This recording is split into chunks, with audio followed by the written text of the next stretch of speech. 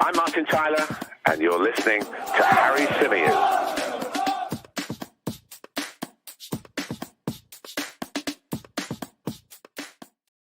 Hey everybody, welcome back to the Chronicles of a Gooner, the Arsenal podcast, part of the 90 Min Football Network. As ever, I'm your host, Harry Symeou. Now, in light of the recent reports linking Arsenal with a move for Milinkovic-Savic, I decided to call up an old friend, the brilliant Vittorio Campanile of the Lazio Lounge, Italian football expert, big Lazio fan, as you could probably tell by the way he's dressed. Vittorio, welcome to the channel, mate. It's been a little while since we've spoken on a podcast. How have you been? Yeah, not bad. Here it's extremely hot, guys. If you're planning to go to Italy, be careful because the temperature here are very, very high. So I'm missing a little bit Leeds, the English Make weather. sure you pack the sun cream. Definitely. I never thought I'd ever hear somebody say that they're missing the English weather, but you are. Yeah, definitely. I mean, the last 2 weeks here have been so hot, you couldn't believe it. Brilliant stuff. I'd take that all day. I love hot weather. I really do. Look, before we dive into the Milinkovic-Savic chat and before we go into anything else Arsenal related, there is a bit of an elephant in the room. There's been a lot of talk over the last 24 hours about a 29-year-old footballer arrested at an address in Barnet with connection to a rape case. Now, what I want to do is just put it out there that I don't know anything about this. And I don't think it's helpful for me to speculate about who it might be, what might have happened. You know, I don't know anything. So I can't talk about it and I won't talk about it. I just want to put that out there because I can imagine that there will be people asking about it. I know that there's been some talk about, you know, a post from Chris Wheatley that was then deleted. I've been told, again, I don't know anything about the story behind that. And I don't want to get drawn into speculation over something so serious. I think it's really important that when you don't know the facts around a case like this, that you kind of, you know, refrain from adding fuel to the fire. So I really don't want to do that. So we're going to talk solely about football today. And that's what I'm really looking forward to. Now, Vittorio, talk to us about the Sergei Milinkovic-Savic links. Now, the reason I wanted to talk to you is because I know that you work in the Italian media. I know that you have your ear very close to the ground. I know you're a big Lazio man. And I wanted to try and gauge from you, first of all, how reliable is it Il Messaggero? Have I said that right? Messaggero, yes. Messaggero. Generally speaking, as an outlet, how reliable would you say they are? Because I think there are a lot of Italian ones that I look at and I just close the tab. I'm like, it's not worth reading this. How are they in terms of reliability? So the Messaggero is the newspaper of Rome, but unfortunately is unreliable, especially when they talk about Lazio. I think in the last couple of months, they sold Milinkovic-Savic to at least 5 teams. They said in May that he already bought a house in Turin because he was heading to Juventus, and he's still there with us. So Messaggero is not very reliable. Said this, we know that, and what the owner of Lazio said, Milinkovic-Savic is not for sale, but if a big club comes here and offer me a lot of money and the player wants to go, he's free to go because we have a great relationship. So this is what is going to happen. The transfer market window in Italy closed the 1st of September. So if a big club comes, hopefully not the 31st of August or the 1st of September, a couple of days before, so we have time to replace him with a lot of money, and we're talking really about a lot of money. He wants something around 18 million euros. He can go, he can leave. Milinkovic-Savic, I think it's a player ready to fight for the Champions League. He's, for me, the best midfielder in Serie A in the last couple of years. So I think he deserves a big team. But at the moment, not a big offer has arrived yet to Rome. Let me tell you basically exactly what they're saying, and you can kind of break it down for us. So they're saying that Arsenal made a first offer of 55 million euros and that was rejected by Lazio. Now, could it be possible that Arsenal made the offer, or from what you know, is that completely out there? I don't know if Arsenal made the offer, but if they offer that amount, then probably Lazio rejected. It's very similar to what happened in May, because Juventus at the moment is the only club we know so far that made a real offer to Lazio for Milinkovic-Savic, and they offer 50 million euros. And Lotito said, "I'm not even talking to you if you're offering me this much." So, in Italy, transfer market is very popular.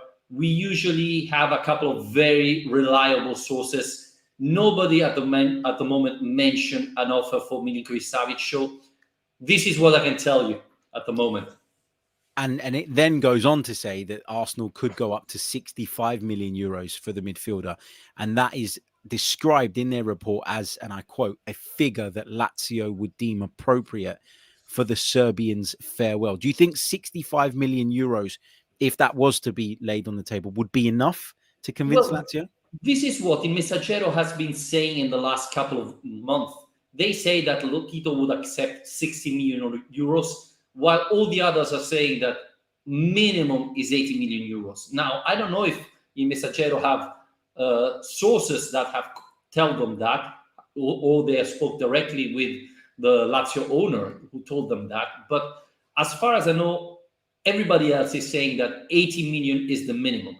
Then, in modern football, if the player wants to go, then he can put pressure on the club and, force to accept them a lower offer.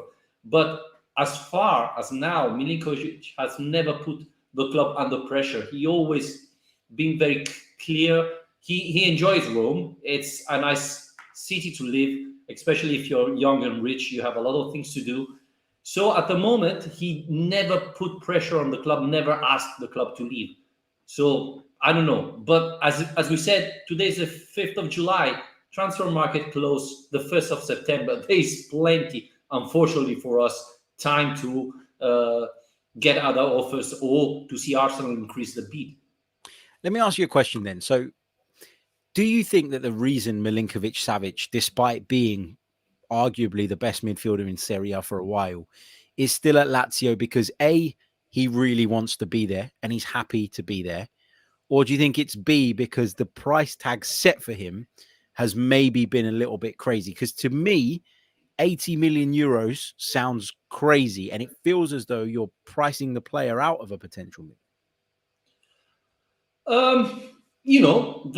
The market set the price, and we've been doing a Serie A, simply Serie A, and Vlahovic went to Juventus for 70 million euros. I don't think he's worth it, that money. But if Vlahovic is worth 70 million euros, then Milinkovic is worth it 100 million euros. So, it depends. Skriniar could go to Paris Saint-Germain for 70 million euros. Then I think that Milinkovic is worth it much more than Skriniar. The other thing is, I think he wants to go to Real Madrid. His dream, his dad said, is Real Madrid. At the moment, Real Madrid never show any interest for the player. So I think if Real Madrid doesn't show up, he's happy here. Obviously, we're talking about a player that is reaching his peak because he's 27, if I'm not wrong. I think he has at least the next 3 years will be his best. And I really believe he's a game changer. He's a player that can win the Champions League. And I think he should be going to a team that can win the Champions League. But, he has 2 years of contract with Lazio. So Lazio can set the price at the moment. At least this summer. Next summer probably is a different thing. But this summer, I think Lazio still can set the price of the player. Tell us a little bit about what he brings to the Lazio midfield, because there are a lot of Arsenal fans out there that will know the name, that will have seen various YouTube compilations, but maybe don't watch Sergej Milinkovic-Savic week in, week out. You do, and very, very closely. Describe to us a little bit about the type of midfielder that he is, and if he did come to the Premier League, what exactly he would bring.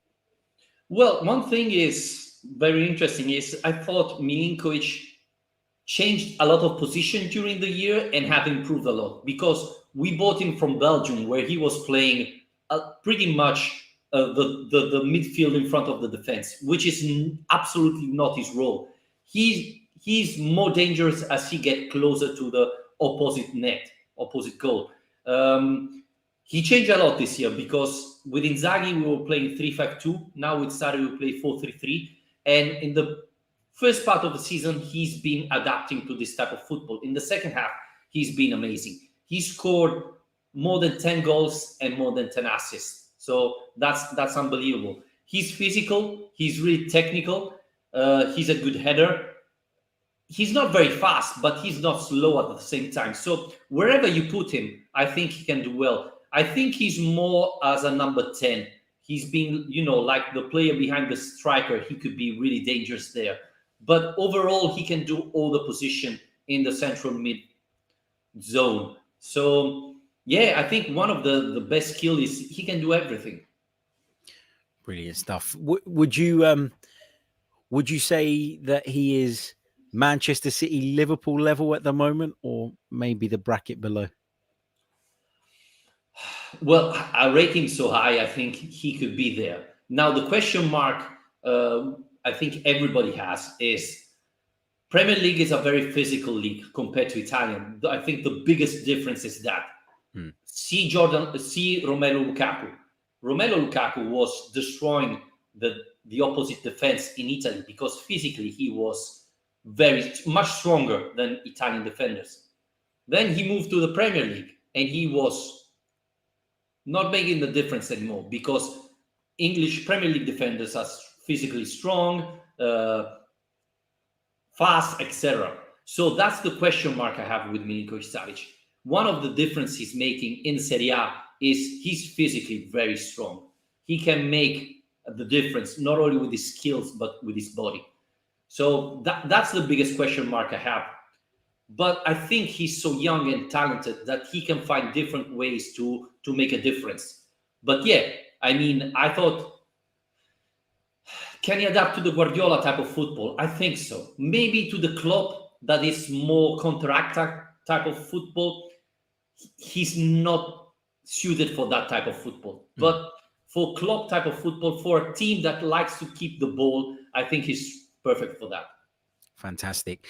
We've heard that Lazio have an interest in Lucas Torreira. Do you think that is accurate? Well, it's 2 years that Lazio has been linked to this player.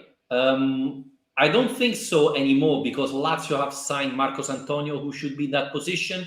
We are looking for another player, Ilic of Verona, that has that type of skill. So I don't think so. But Torreira has been linked to, 4 or 5 Italian clubs this summer. So I don't think he's staying to Arsenal, and I don't think you want to keep him. So I don't think it's going to happen. But I wouldn't put Lazio in the mix at the moment. But anything can change. For sure, he's made it very clear that he wants to leave. That he's been told that he doesn't really have a place at Arsenal. Understandable why he wants to leave.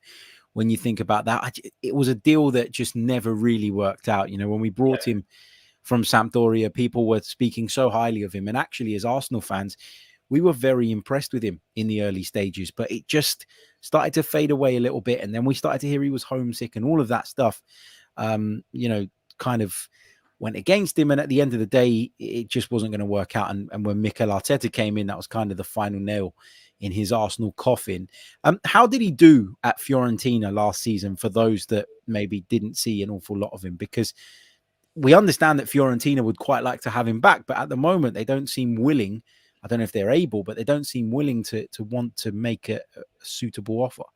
Yeah, that was a huge surprise for me because he had a terrific season. He played a lot of matches. He started a lot of matches, performed really well. And in fact, a lot of Lazio fan was writing on my channel, you see, we should have signed Torreira. He's playing so well with Fiorentina. Why we didn't sign him?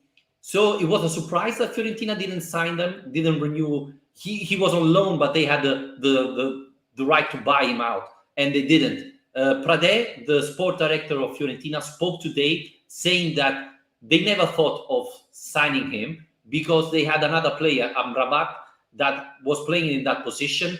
That with Torreira hardly played us last year. So that's why everybody was convinced that Torreira would stay. So yeah, I was surprised. I thought he made sense for Fiorentina. And I think that Torreira is another example of a player that can make the difference in Serie A, but would struggle with the rhythm and the pace of Premier League football. And as well, he's a defender midfielder, but I don't think he has the right ball skill to move the ball fast enough for the Premier League football. So that's why I think he struggled with Arsenal. But yeah, it was a huge surprise And as soon as Fiorentina didn't renew his contract, didn't sign him, rumors were out. Lazio would get him, Napoli was getting. So I don't know if he's staying. I think he's coming back to Serie A. Don't know where. But yeah, that was a huge surprise, especially how often he played Fiorentina and how good he played. He scored a couple of goals. He was always there. So, it was a surprise, honestly, for me. For sure, for sure. Let's take this question from Diallo, who says, Harry, I want to learn a little bit more about Milinkovic-Savic's personality and character, because we know that Mikel Arteta is very, very big on that. What can you tell us, going back to Milinkovic-Savic, about his character, his temperament? Is he someone that has a tendency to get into trouble? Is he a model professional? How would you describe his personality and character? Well, I would say he's a leader. He has grown up. Lazio signed him when he was really young. So he has grown up here in Rome, and now he's one of the leaders. And one of the things I like more about Milinkovic-Savic is that more often than not, he makes a difference. He has an impact in the big matches. And that's one thing I love about Milinkovic-Savic. He scored in the derby more often than not. He scored against Inter. He made assists against Milan this year. He scored against Juventus. In all big matches in Italy, Milinkovic-Savic all scored or made an assist. And this is very important because you have a lot of quality players that are big against small team and then against top competitor disappeared. Milinkovic-Savic is probably the opposite. He shines in big matches, and maybe in small matches he like to be more, do the show off in small matches. But when it's an important match, he usually performs. People say that, don't they, about Milinkovic-Savic, that sometimes he looks a little bit uninterested in games of football. What do you put that down to? Is it that he needs the big occasion sometimes, as you say, to get himself going? What could that be down to?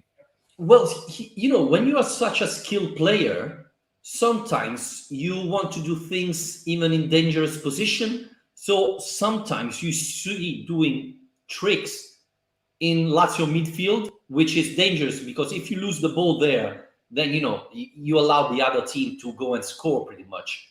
So sometimes he tends to do these things, but he's so good that most often he gets out with it. And so, when you're convinced I can do anything, you try anything, even in dangerous position. So maybe when he plays against small opponents, he thinks, I can win this match on my own. But he has grown up. And I think this is something that last year he did less than in the past. So he's definitely showing signs of maturity then. Brilliant. That's good to hear. That's good to hear. What's not good to hear is that you don't think he's going to end up at Arsenal, which is sad for us. But that's why I wanted to speak to you, because it's so easy to get carried away by these reports and almost get sucked in. And, if you think about the Vlahovic example last season, where Arsenal were heavily linked with a move for the player. And actually the reality was that he was never interested in coming to London. He only had eyes for Juventus. And it doesn't really matter what Arsenal wanted or what inquiries were made. That decision was already made and already in the pipeline. Well, I think in the Vlahovic story, the difference was Fiorentina was interested in selling to Arsenal or outside Italy. The player simply had already a deal with Juventus and didn't want to change it. So it wasn't untrue that Arsenal was involved. Simply, now the players have so much power that even if the club find a deal with another club, if the player wants to go to Arsenal, Manchester United, etc., most of the time he ends up going there. Yeah, for sure. For sure. Vittorio, thank you so much, mate, for giving me up some of your time today to talk to us about Milinkovic-Savic, the rumors that are doing the rounds at the moment. Really, really appreciate it. Vittorio's got his own channel, which is fantastic. Vittorio, let people know how they can find it. The link is in the title, but tell people a little bit about what you do on a daily basis. Well, I talk about Lazio, most of all in Italian, but on social account, I talk even in English. So if you want to follow the oldest club in Rome, you can find me on YouTube, Vittorio Campanile, and there is the link in the description. Yes, it is indeed. Make sure you click on the link. Make sure you give Vittorio a subscriber. Myself and Vittorio will be back next season with Tommy and with Alessandro doing simply Serie A again, which I'm really, really looking forward to getting back onto. So, Vittorio, thank you so much, mate. And I will My catch pleasure. you very soon. Thank All you. the Take best. care. That was the brilliant Vittorio Campanile, Italian football writer, Lazio fan, giving us his views on the Milinkovic-Savic story, how reliable it is. Not at all, it seems. But he also gave us a bit of information about the player as well. Always good to catch up with old friends. Thank you so much, Vittorio. Listen, guys, there's over 750 of you live with us in the chat box right now. Please do, if you haven't already, hit that like button. There's no reason why we shouldn't have at least 300 likes. We've only got 96 on the board. That's just not good enough, is it? Not good enough at all. So let's drive that up. Also, be sure to subscribe to the channel if you are new as well. We're on our way towards the next milestone, and we'd love to get there ASAP. Right, look, we're going to take some of your questions in just a few minutes' time. Just a couple of updates that I wanted to bring you guys. I said at the top of the show that I didn't want to talk about the whole story with regards to Thomas Partey and what's been said about him. You know, there's other players' names that have been put in the mix as well. And I just want to confirm what's happened, because during the duration of this live show, Chris Wheatley has put out a tweet in which he has confirmed now, after saying earlier on that actually he had traveled to Germany with the team. He's now said that Thomas Partey has remained in London and did not travel with the team to Germany. Now, I can understand why people are jumping to conclusions, because, of course, Thomas Partey has been involved in our pre-season so far, and so it doesn't look great. But again, I'll reiterate what I said right at the top of the program. I just wanted to make it clear that that is the latest from Chris Wheatley. But as far as I'm concerned, I don't know anything about this, and it's not fair on the victim of the alleged crime. It's not fair on the people involved. It's not fair on anyone that has anything to do with this, for me to sit here and speculate about something that I honestly do not know anything about. So just wanted to reiterate that point, but also bring to light the latest from Chris Wheatley, which is obviously very different to what he shared with his following earlier on today. So there has been a shift of direction in that. Okay, let's bring you a couple more updates with regards to the Arsenal while you guys get your questions in. And look, there's a couple of comments in the chat just quickly. You know, Gunner93 says we can't all look away, can we? That's not what I'm doing. That's not what I'm doing. I promise you, I am not looking away from this. These allegations are serious. This is a really, really serious crime. But I'm not in a position to speak about it, because anything I say would be purely based on speculation, and that is not what I want to be drawn into, you know, and I don't think it's fair on the people involved, as I've already said. So just a couple more quick updates. I just wanted to touch on Marquinhos, who has been pictured in pre-season training with the Arsenal. My word, what an absolute powerhouse he looks like physically. I must admit, you know, I kind of thought that, you know, Marquinhos would be somebody who comes in and would very much be on the peripheries, and he may still end up going out on loan between now and the end of the window. But just looking at some of those pictures and looking at some of what we've seen from the training so far, he looks like an absolute unit. And that gives me encouragement that he'll fit in just fine in the Premier League. Also, Charles Watts earlier on dropped an update regarding Lisandro Martinez.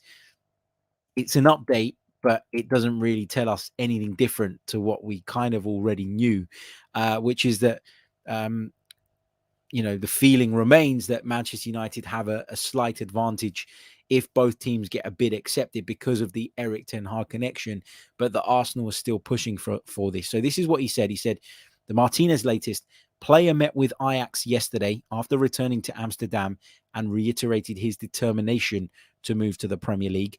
No bids have been accepted from either side up until now, which is interesting. And again, just that point around Eric Ten Hag. So we're kind of as you were. I think we will get some kind of movement on this, some kind of indication one way or the other as to whether we stand a chance of getting Lisandro Martinez. And we need to be pushing for this ASAP, because I know it's only the 5th of July, but we've got to get a few more players in, I believe, at least 2. And so and I'm talking about 2 players that are for today, not future prospects. So I do think it's really, really important that we kind of find out where we stand, and and just kind of move on if we need to, or get the deal done if we need to as well. So it's going to be really, really interesting to see how that plays out in the next couple of days. But from speaking to some people that cover Manchester United, they expect that there'll be some sort of movement on this in the coming days. So whatever the outcome is, maybe we'll be a little bit clearer about what's going on with the Argentine in what remains, hopefully, of this week. Just wanted to quickly give a shout out to Trev, aka Creambone, one of our members, one of the regulars in the chat, sent a picture to us in the Discord server. He was in hospital recovering from a little bit of surgery. So just want to say a big shout out to you, mate, and wish you a very, very speedy recovery. You're one of the heart and soul of the Chronicles of a Gooner Discord server and the chat box as well. So yeah, just wanted to give you a shout out, wish you a speedy recovery, and hope to see you back in the chat box ASAP. Okay, let's take some of your questions from the chat box before we go. Let's take this one from Gooner Works, who says, how many of our new signings do you think will start for us on day 1 against Crystal Palace?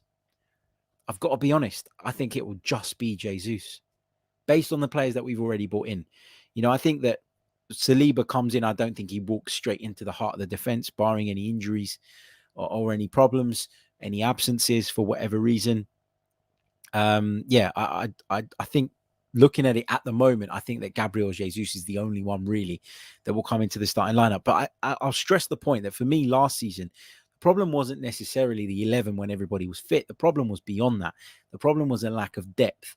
And I think that we need that, of course. And once we get a bit more of that depth, then we'll be much better equipped to be consistent in what we're challenging for. So, yeah, I'd be surprised if more than just Gabriel Jesus started. But that's based on the business we've done so far. And things could change, of course, later on in the window, in which case that answer might become a little bit irrelevant. Popham says, why are we taking so long to bid for Tielemans? I have no idea.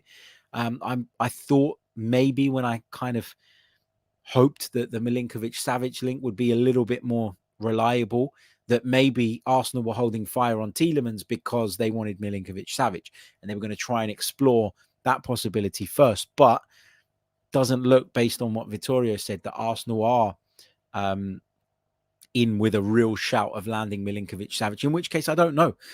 We've been discussing this for weeks. What is the hold up with Tielemans? We've heard talks that it's to do with the intermediaries involved. We've also heard talk to say that actually it's because Leicester have put their price up, or because Tielemans is unsure, although there are contradictory reports that say that he's desperate to join Arsenal. So I've got to be honest, I just really don't know where we're at with Yuri Tielemans at this moment in time.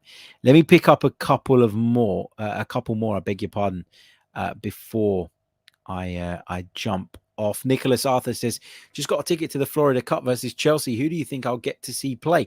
Well, I'll hope, mate, that everybody will be there, that the majority will be there and play some part. I think that is as we edge towards or closer towards the start of the season. Of course, Arsenal start their season on the Friday night. If you haven't checked out the Arsenal website today, you'll see that a few games have been rescheduled. Let me just share that with you, actually, because I've got that tab open. So I might as well share it with you while we're on the subject of the start of the season. But we know that Arsenal play on Friday, the 5th of August, away at Crystal Palace, 8 p.m. That game is live on Sky Sports. Our second fixture against Leicester on Saturday, August 13, will take place at 3 p.m. We then travel to Bournemouth away. That's a 5:30 p.m. kickoff down on the south coast, before another 5:30 p.m. kickoff the following week, this time at home against Fulham. Our game at home to Aston Villa will be played on Wednesday, the 31st of August. That one will be live on BT Sport here in the UK. And our trip to Old Trafford has been pushed to the Sunday. We play at 4:30 p.m. That one again live on Sky, before we play Everton at home at 2 p.m. on Sunday, September the 11th. And then, of course, Brentford away on Sunday, September 18th. That one is also at 2 p.m. So some fixture rearrangements there for you guys to update your calendars with going into the start of the new season. Dave Jordan says, and thank you so much, mate, for your very, very kind donation. He says, is Tielemans back from his break? Because that could advance things. I don't know, if I'm honest with you. I haven't really kept my ears close to the ground when it comes to Leicester City. So I don't know if that is the case. But there seems to be some kind of hold up, right? And some kind of issue. You know, if it's true that Arsenal already have an agreement in place with I nearly said Kieran Tielemans. I don't know why. With Yuri Tielemans, then surely they wouldn't be worried about that, and they'd actually be looking to just get an offer accepted by Leicester and do that side of things. I don't know. I really don't know. Confusing one. Okay, let's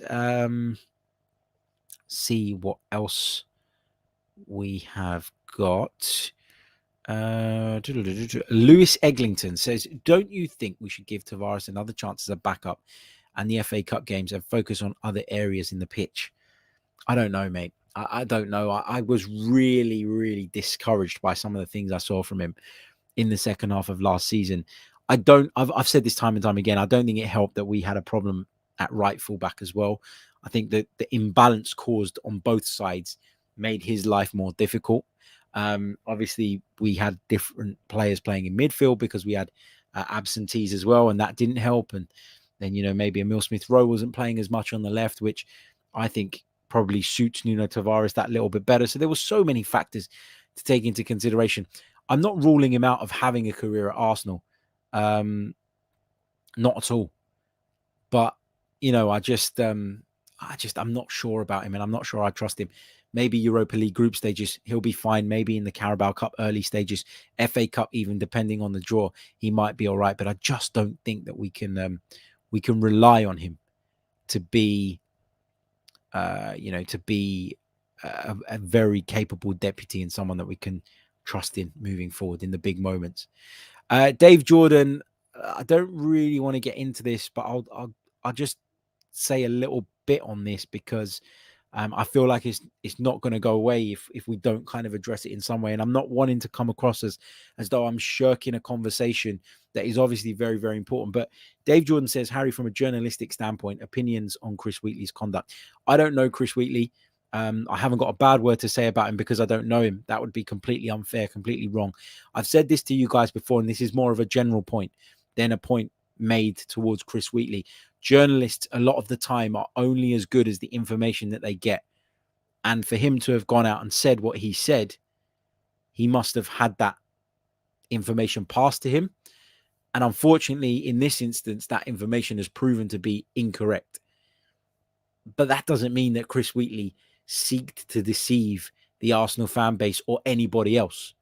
By saying what he said earlier today, which was that Thomas Partey had travelled, and now saying that he didn't travel. I don't think he set out to deceive anyone or to paint a false picture of the events. He went with the information that he had, and that information has been proved wrong. He's then come and corrected that information, which I guess he kind of has to do as well. So, yeah, again, I don't think it's a reflection of the person. I don't think it's something that we should dig Chris Wheatley out for. It's something that he's been told. Obviously, that information was wrong, and he's had to correct it. Is what it is. I've been in that position, not with something as high profile, but where I've been given. I got given information the other day. There you go, prime example. That the goal scorers from the Arsenal friendly were Nketiah with the hat trick, Balogun, and Reece Nelson. That was the information I got.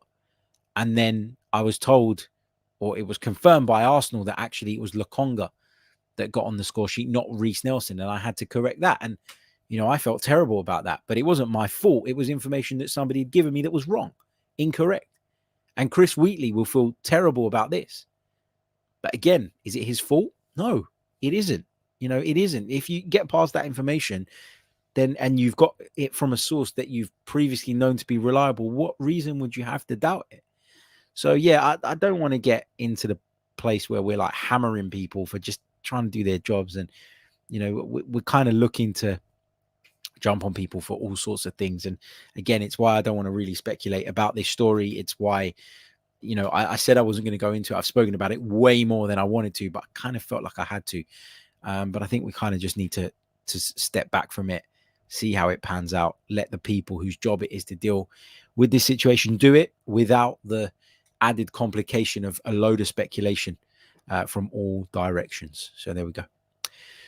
Okay, guys, thank you for tuning in. I am going to leave it there. Thanks again to our brilliant guest, Vittorio Campanile, for joining me to talk Sergei Milinkovic-Savic. We've got 198 likes on the board. Let's try and get that up to 300 likes on the board by the time this live stream ends. It should be light work, given there are over 800 of you with me now in the live chat. Unbelievable stuff.